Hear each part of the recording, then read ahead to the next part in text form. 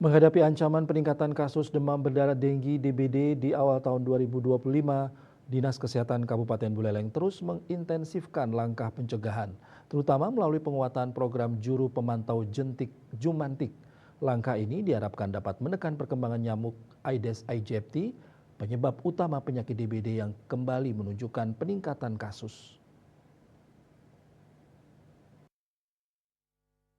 Teknis penanganan kasus demam berdarah diawali dengan laporan kasus dari rumah sakit yang mengkonfirmasi adanya demam tinggi.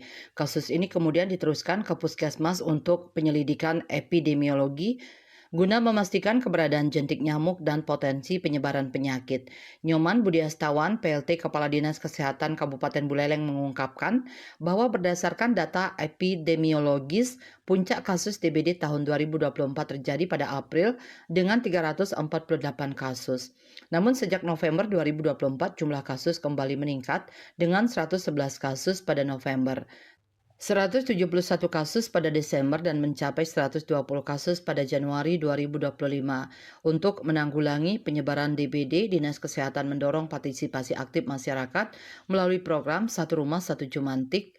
Program ini mengajak setiap rumah tangga menunjuk satu orang. Selain itu, beberapa langkah lain juga telah diambil pemerintah, di antaranya edukasi 3M+, surat edaran ke desa untuk melakukan pemberantasan sarang nyamuk, PSN secara menyeluruh, dan fogging terarah.